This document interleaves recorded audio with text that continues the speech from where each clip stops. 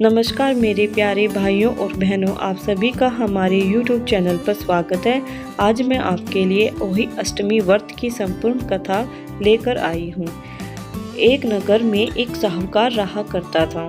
उसके 7 लड़के थे, 7 बहुएं तथा एक पुत्री थी।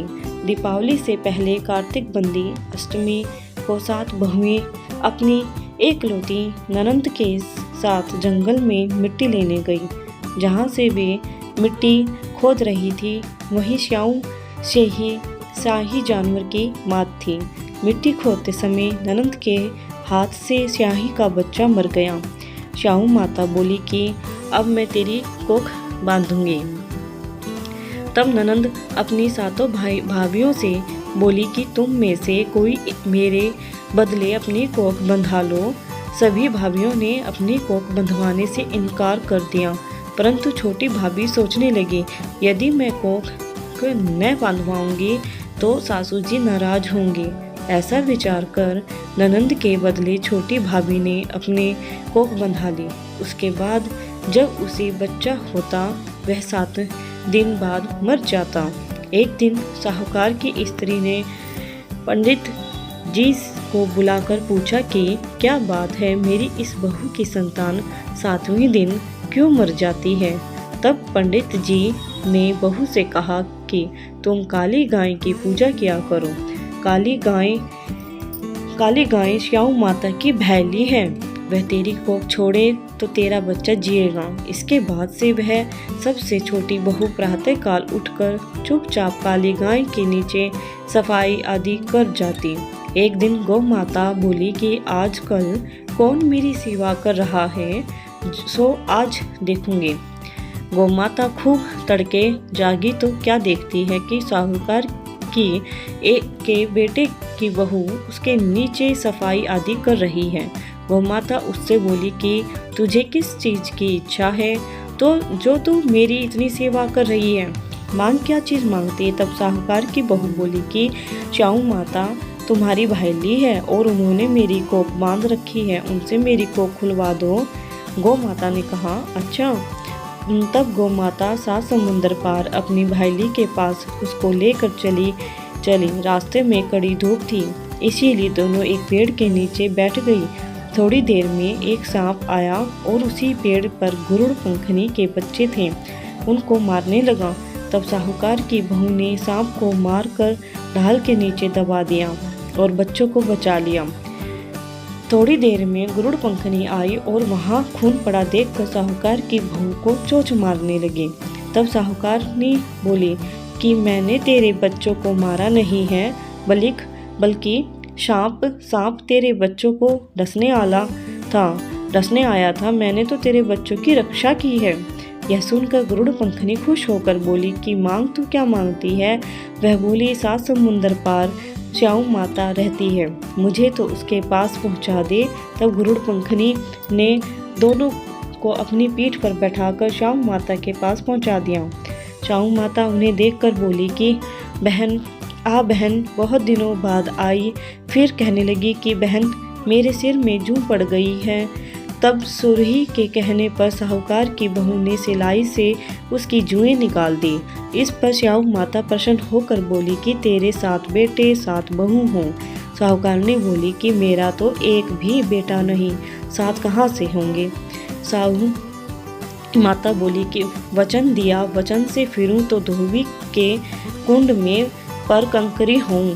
तब साहूकार की बहू बोली कि मेरी कोख तो तुम्हारे पास बंद पड़ी है। यह सुनकर स्याऊ माता बोली, तूने तो मुझे ठग लिया। मैं तेरी कोख खोलती तो नहीं, परंतु अब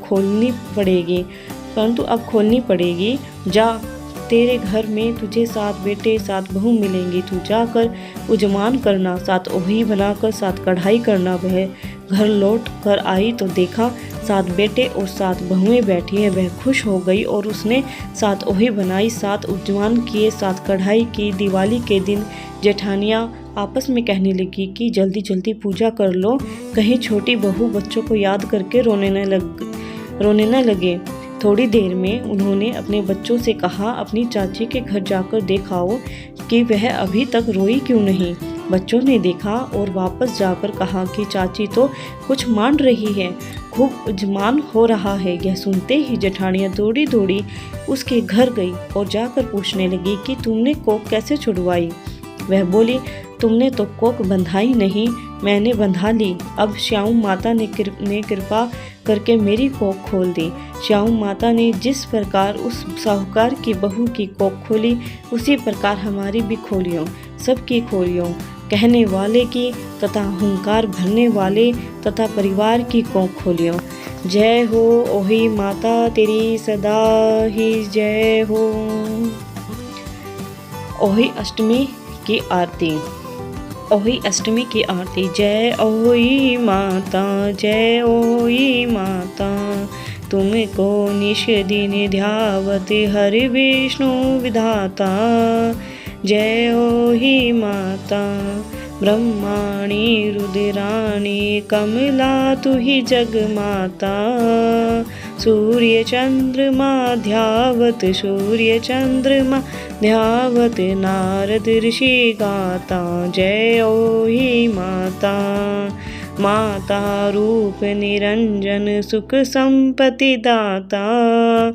जो कोई तुमको ध्यावत नित्य मंगल पाता। जय ओही माता, तू ही पाताल बसंती, तू ही शुभ दाता। कर्म प्रभाव प्रकाशक जगनिधि से त्राता। जय ओही माता, जिस घर थारो वासा वाही में गुण आता। न कर न सके सोई कर ले, कर न सके सोई कर ले, मन नहीं धड़काता।